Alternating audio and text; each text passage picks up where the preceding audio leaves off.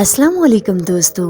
आज हम आपको एक ऐसे मुल्क की सैर पर लेकर चलेंगे जिसके बारे में दुनिया में बहुत कम लोग जानते हैं। ये वो मुल्क है जहाँ एक वक्त ऐसा भी आया कि मुसलमानों पर वैसे ही जुल्म सितम के पहाड़ तोड़े गए जैसे आज गजा के मुसलमानों पर ढाए जा रहे हैं। जी हाँ, आज हम बात करेंगे म्यांमार यानी बर्मा की। दोस्तों, 28 मार्च 2025 का दिन बर्मा के लिए एक क़यामत से कम न था। सुबह 6:21 पर बर्मा में ऐसा जल्जला आया जिसने पूरे मुल्क को हिलाकर रख दिया। जल्जले की शिद्दत 7.7 बताई जा रही है, जबकि इसकी गहराई सिर्फ 10 किलोमीटर थी। इतनी कम गहराई का मतलब है कि जमीन पर इसके असरात इंतहाई तबाहकुन थे। ये जल्जला न सिर्फ बर्मा में बल्कि बैंकॉक, भारत और चीन तक शिद्दत से महसूस किया गया। बैंकॉक में बुलंदो बाला इमारतों के जमीन बोस होने के दिल दहला देने वाले मनाजिर देखने को मिले। कहा जाता है कि इस जल्जले का मरकज बर्मा के वस्ती इलाके में था। एक रिपोर्ट के मुताबिक 1946 के बाद ये बर्मा में आने वाला सबसे शदीद जल्जला था। ऐसी नौइयत का जल्जला हमने 2023 में तुर्की में भी देखा था, जहाँ 50,000 से ज्यादा लोग जहाँ बहक हुए थे।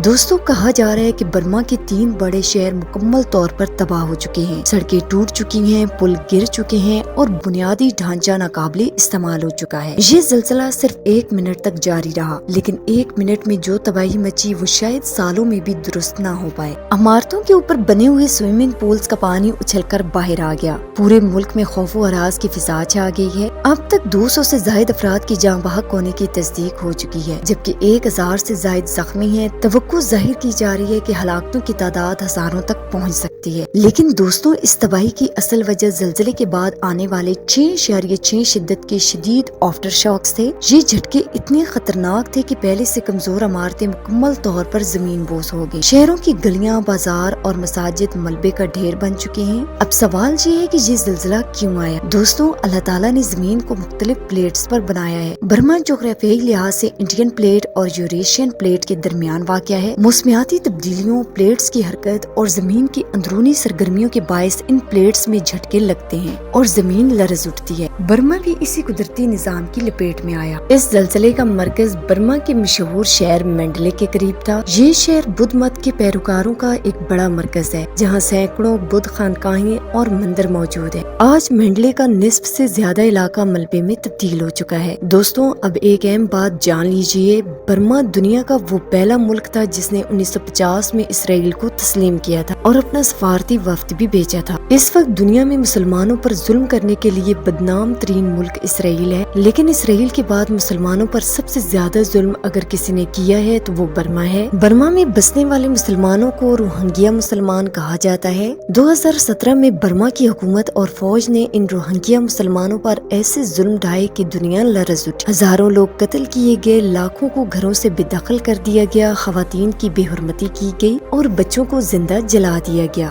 बर्मा का ऑफिशियल नाम the Republic of the union of Myanmar है, लेकिन 1989 से पहले इसे आम तौर पर बर्मा के नाम से जाना जाता था और आज भी दुनिया के बेशतर लोग इसे बर्मा ही कहते हैं। ये एक तरक्की पजीर मुल्क है जो जनूब मशरकी एशिया में वाक़या है। बर्मा का कुल रकबा तकरीबन 6,76,000 मुरब्बा किलोमीटर है, जो कि इसे रकबे के लिहाज से दुनिया का 39वां बड़ा मुल्क बनाता है, जबकि आबादी तकरीबन 5,50,00,000 के करीब है, जो दुनिया में 26वें नंबर पर है। दिलचस्प बात यह है कि बर्मा की 70% आबादी आज भी देहातों में रहती है और सिर्फ 30% शहरी इलाकों में। ये मुल्क नस्ली, सकाफती और मजहबी लिहाज से इंतहाई मुतनव्वो है, मगर साथ ही सियासी और समाजी चैलेंजेस का शिकार भी है। बर्मा की औसत उम्र सिर्फ 29 साल है, जिसका मतलब है कि ये मुल्क आज भी एक नौजवान कौम है। मुल्क की 68% आबादी बर्मी नस्ल से तल्लक रखती है, जो सियासत, सकाफत और समाजी जिंदगी में नुमायां किरदार अदा करती है। अक्सरियत बुद्ध मत की पैरोकार है। दीगर नस्ली ग्रोहों में 9% शान नस्ल, 7% क्रेन नस्ल और 4% रिहाई नस्ल शामिल है। मुसलमानों की तादाद तकरीबन 4% है, जिन्हें रोहिंग्या मुसलमान कहा जाता है। इन मजलूम मुसलमानों पर दुनिया ने जो जुल्म देखा है वो इंसानी तारीख में एक स्याह बाब के तौर पर याद रखा जाएगा। बर्मा में 4% मसीही और 1% हिंदू भी आबाद हैं। म्यांमार यानी बर्मा के लोग अपने त्योहारों को भी इंतहाई जोशो खरोश के साथ मनाते हैं। जहाँ के सबसे मशहूर त्योहारों में तेवाजान और तंगीन काबिल जिक्र है। ان تہواروں میں روایتی رقص، موسیقی اور ثقافتی تقریبات کا شاندار مظاہرہ کیا جاتا ہے۔ اب اگر برما کی جغرافیائی حدود کی بات کی جائے تو برما کی سرحدیں 5 ملکوں سے ملتی ہیں: چین، بھارت، بنگلہ دیش، تھائی لینڈ اور لاؤس۔ اس کے علاوہ برما کی ایک لمبی ساحلی پٹی بھی ہے جو ایڈمن سی اور خلیج بنگال سے جا ملتی ہے۔ یہ محل وقوع برما کو ایک خاص اسٹریٹجک اہمیت دیتا ہے۔ برما کی مجموعی ملکی پیداوار تقریباً $66 بلین ہے، لیکن افسوس کی بات یہ ہے کہ یہاں کے لوگوں کی اوسط سالانہ آمدنی صرف $1023 ہے، جو کہ عالمی معیار کے حساب سے بہت کم۔ غربت کی شرح خاصی زیادہ ہے اور ترقی کی رفتار کافی سست ہے۔ برما کا موجودہ دارالحکومت نیپیڈاؤ ہے، لیکن آج بھی ملک کا سب سے بڑا اور سب سے زیادہ آبادی والا شہر ینگون ہے، جسے پہلے رنگون بھی کہا جاتا تھا۔ دوستوں، کیا آپ جانتے ہیں کہ برما کا نام انگریزوں نے رکھا تھا؟ 1948 تک یہ ملک برطانوی سامراج کے زیر قبضہ تھا۔ 1948 میں طویل جدوجہد کے بعد برما کو آزادی نصیب ہوئی۔ آزادی کے بعد بھی برما کو زیادہ تر فوجی آمریت کے تحت چلایا گیا۔ اسی وجہ سے کئی بین الاقوامی طاقتوں نے برما پر پابندیاں عائد کر رکھی ہیں۔ نیپیڈاؤ کو دنیا کے عجیب ترین شہروں میں شمار کیا جاتا ہے۔ یہ شہر رقبے میں لندن سے بھی 6 گنا بڑا ہے۔ حکومت نے اس شہر کی تعمیر پر اربوں ڈالر خرچ کیے، لیکن حیران کن طور پر یہاں کی آبادی بہت کم۔ نیپیڈاؤ کی گلیاں، بازار اور سڑکیں اکثر سنسان نظر آتی ہیں، گویا یہ کوئی آسیب زدہ شہر ہو۔ یہاں استعمال ہونے والی کرنسی کو میانمار کیاٹ کہا جاتا ہے۔ ایک پاکستانی روپے کے بدلے تقریباً 7.50 میانمار کیاٹ ملتے ہیں اور ایک انڈین روپے کے بدلے تقریباً 25 میانمار کیاٹ دستیاب ہوتے ہیں۔ اگرچہ کرنسی کافی کمزور ہے، لیکن خوش قسمتی سے یہاں مہنگائی بھی اتنی زیادہ نہیں ہے۔ پاکستانی شہریوں کے لیے میانمار کا ویزا حاصل کرنا بھی نسبتاً آسان ہے۔ آپ صرف $50 میں برما کی آفیشیل ویب سائٹ پر جا کر ٹورسٹ ویزا حاصل کر سکتے ہیں۔ دوستوں، پوری دنیا میں خواتین عموماً چوڑیاں اپنے بازوؤں پر پہنتی ہیں، لیکن برما کے کچھ قبائل میں خواتین چوڑیاں اپنی گردنوں میں پہنتی ہیں۔ ان کا ماننا ہے کہ ان چوڑیوں سے گردن لمبی اور پرکشش ہوتی ہے، جس سے حسن میں اضافہ ہوتا ہے۔ برما میں نئے سال کی شروعات واٹر فیسٹیول سے ہوتی ہے۔ اس فیسٹیول میں ہر کوئی ایک دوسرے پر پانی پھینکتا ہے۔